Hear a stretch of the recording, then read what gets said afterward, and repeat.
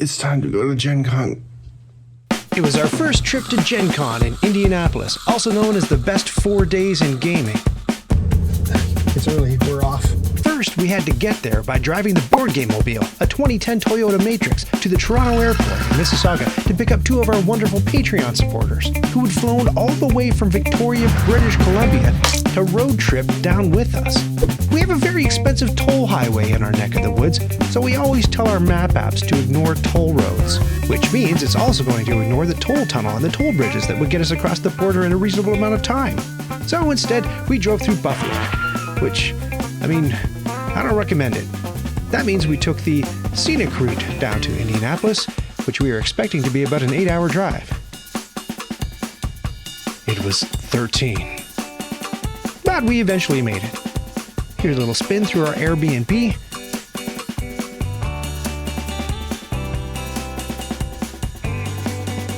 Kitchen. A couple of bedrooms. And only a 20-minute walk to the convention center.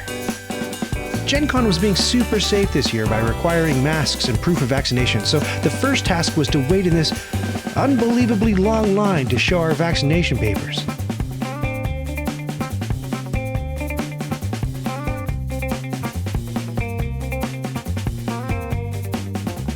You thought getting on Splash Mountain took too long.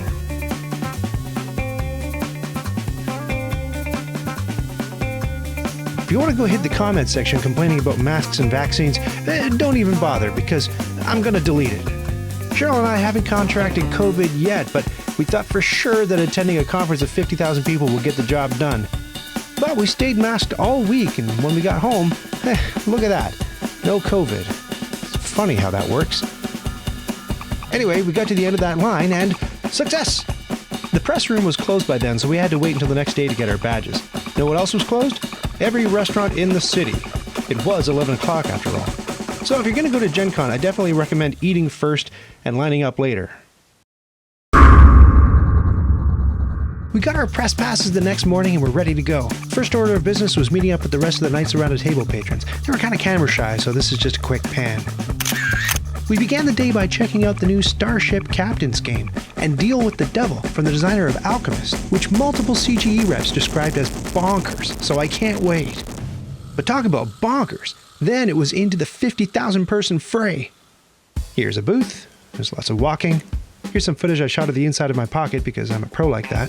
Honestly, we shot very little footage that first day because it was all so overwhelming.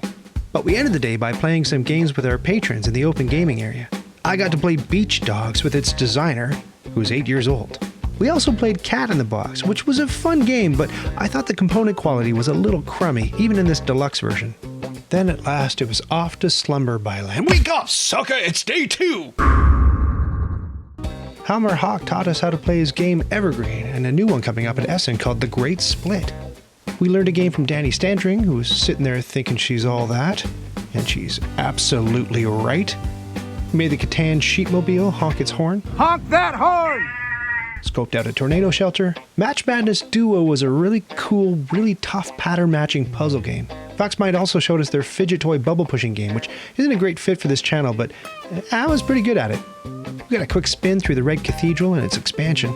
I'm really excited to try it out. Also from Devere Games is Walkie Talkie, which you might enjoy if you're a fan of Anomia. Mark Swanson gave us a little spin through Feudum with all the upgraded components, and we loved every second of it. Pampero, which is about building wind farms in Uruguay, looks a bit dry, and not in a good way. XYZ Game Labs yarn bombed these planters. We found a few people dressed up as nerds. After another exhausting day, the show floor closed. I looked around for people to interview. Not many takers. I'm not sure why. All right, so boxers or briefs?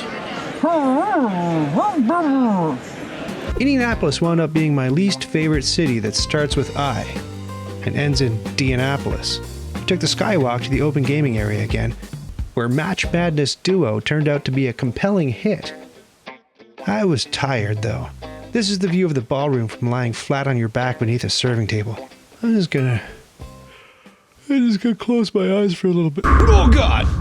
It's Gen Con, baby! Booth, booth, booth, booth, booth, booth, booth. Game. This game has something to do with buildings, I don't even know. I just wanted to go to bed. They're like robots, sandcastles. Bob Ross apparently had terrible taste in pierogies. This was my favorite mask of the show, by the way. Seriously. We were so tired from all this schlepping. We hiked all the way out to the Lucas Oil Stadium, about 50 miles away in the insufferable heat and humidity, where there was this gigantic board game library that they'd unloaded from 2 full tractor trailers. The noise level was perfectly manageable in there, but because it was separately ticketed, everyone wanted to play in the free and noisy open gaming area again. Here's a clue that there's a board game convention going on in your hotel. I got to play Psychic Pizza Deliverers Go to the Ghost Town. I had fun playing the mayor, but I don't think anybody else enjoyed it. We also played Scout, which was the perfect level of complexity because I don't even think my head hit the pillow before.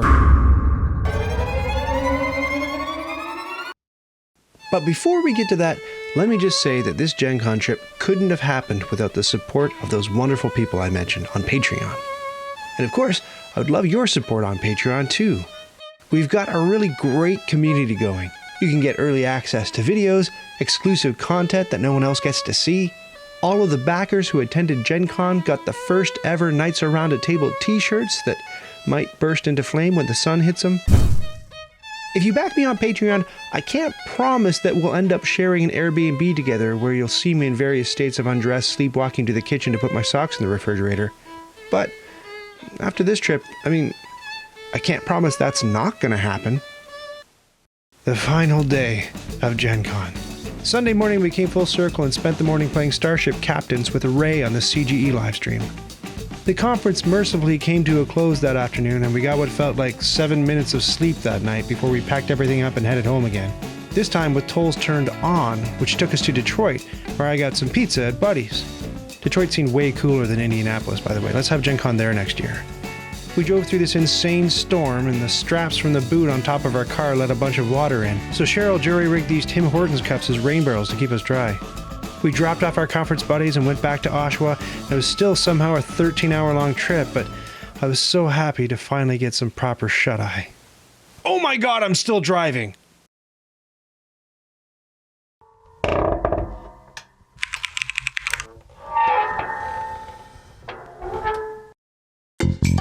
Did you just watch that whole thing? Oh, hey, to 100% this video, click the badge to subscribe and then click the bell to get notifications when I've got new stuff.